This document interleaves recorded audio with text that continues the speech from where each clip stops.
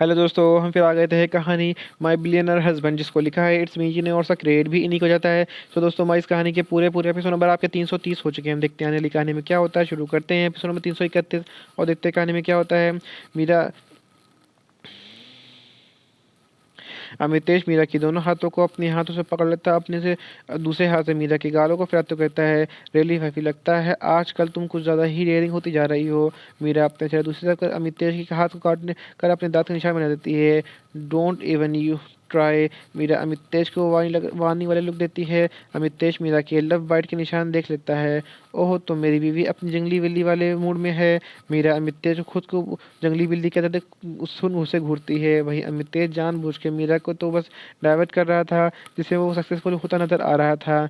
मीरा अपने मन में, डियर रब्बी, डियर हब्बी, कितनी भी कोशिश कर लो, मैं इतनी आसानी से तुम्हारी बातों में नहीं आने वाली। अमितेश मीरा के घूरने से मुस्कुरा कर कहता है, अरे अरे जंगली बिल्ली को गुस्सा आ रहा है। मीरा, ओ बाकड़ बिल्ले, ज़्यादा छेड़ो ना मुझे, वरना कल कहीं तुम मुंह दिखाने लायक नहीं छोड़ूंगी तुम्हें।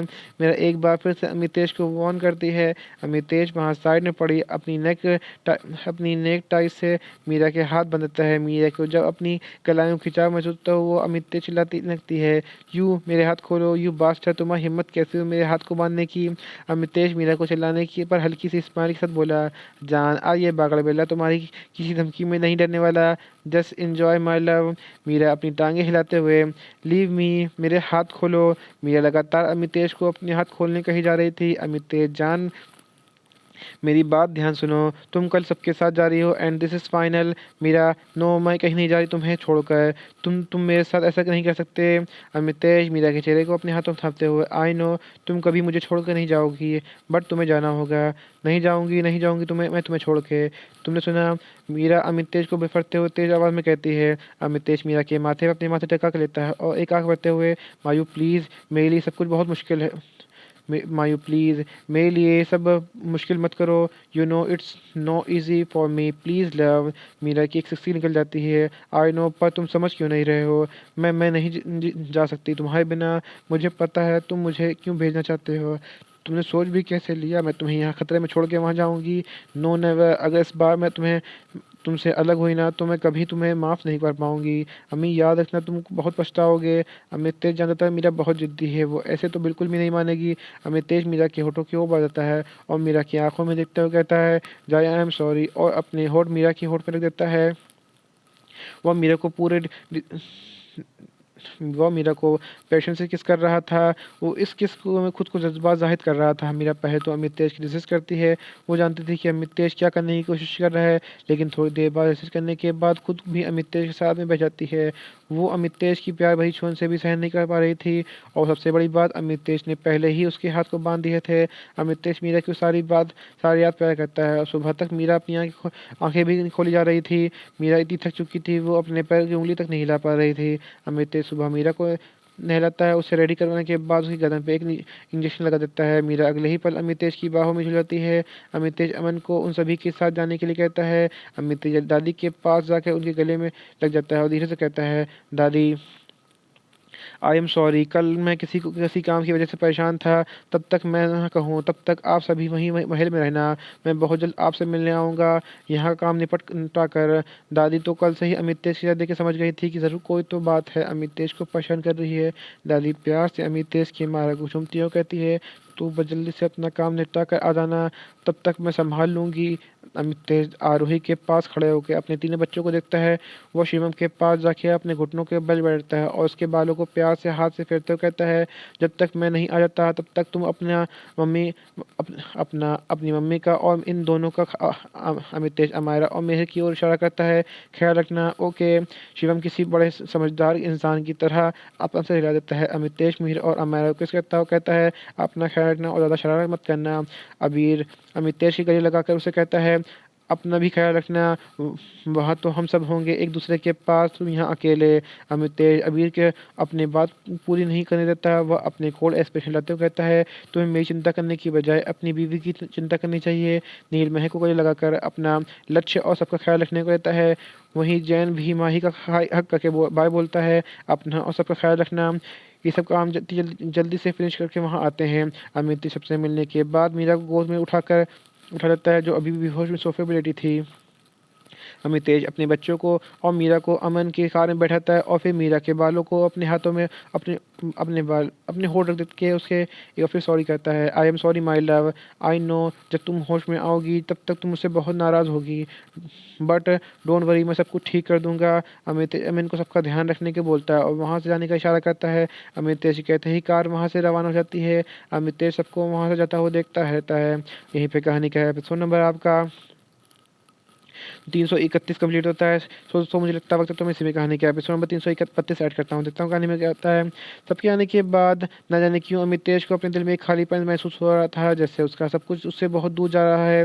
वो इस फीलिंग को कंट्रोल करने के लिए अपनी आंखें कस के बंद कर लेता है और फिर कुछ सेकंड के बाद जब आंखें खोलता है तो उसकी आंखों के अंगार सुख थी। Let's go. अमितेश बिना नील और जैन की ओर देखे उससे कहता है।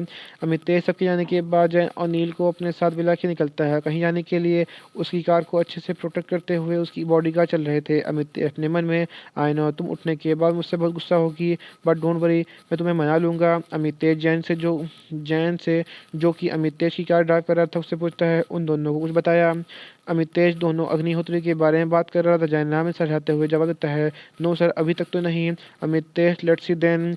वो जैन को उन दोनों के पास चलने का ऑर्डर देता है।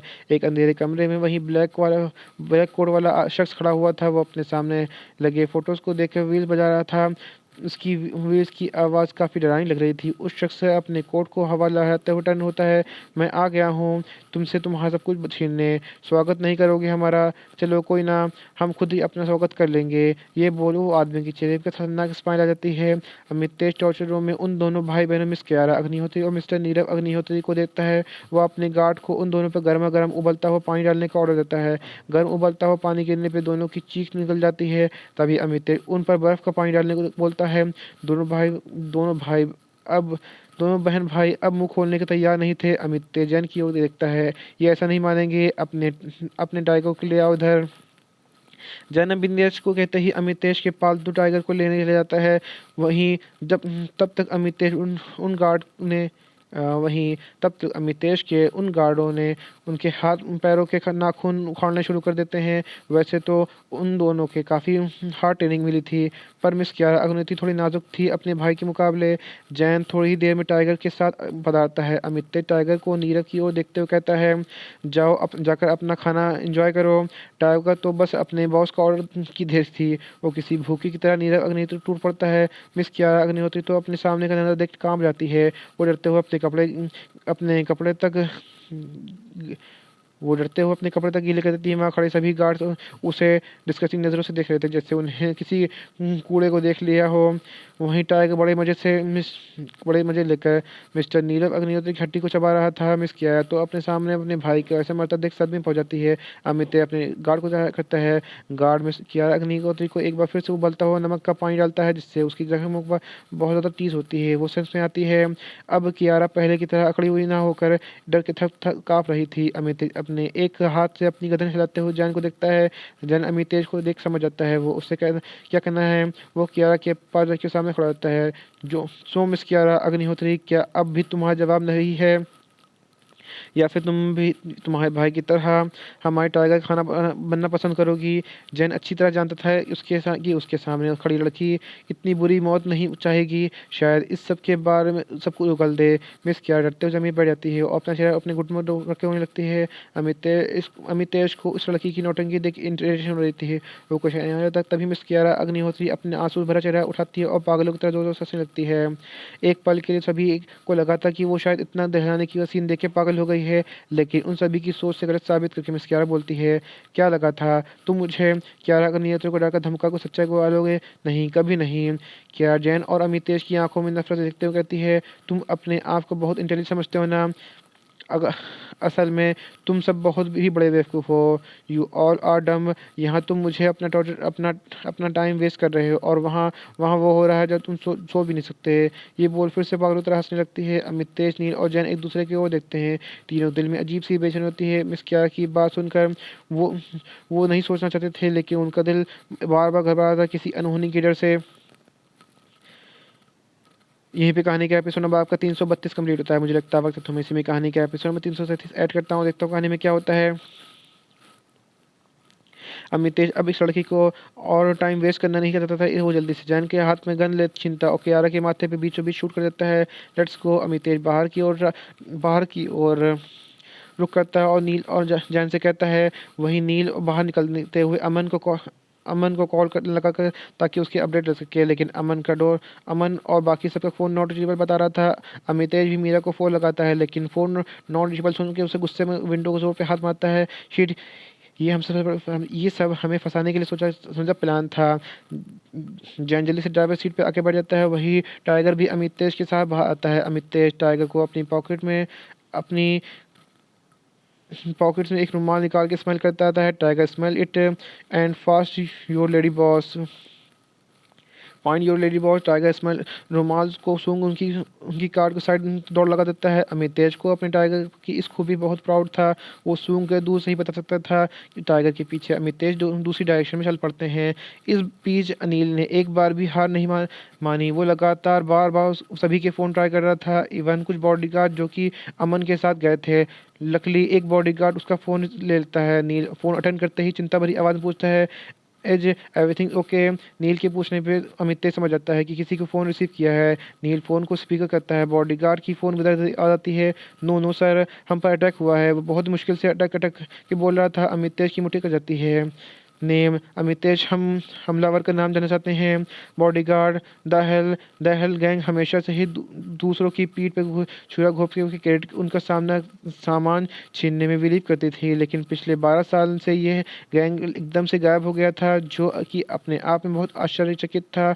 अमितेश द हेल गैंग का नाम सुन और गुस्से में आ जाता है। बॉडीगार्ड अमितेश के फ़ोन पर वहाँ हुआ सब कुछ बता देता है। फ्लैशबैक अमन सभी के साथ हवाई अड्डे के निकल जाता है। ये अभी आधे रास्ते पहुंचे थे, तभी उनकी कार में कुछ बाइक्स और कार्स ने अटैक कर दिया था। अमन ने सबको कार के अंदर रहने का ऑर्डर दिया था और उनके साथ एक बॉडीगार्ड उन अटैकर्स के साथ फाइट करने लगते हैं।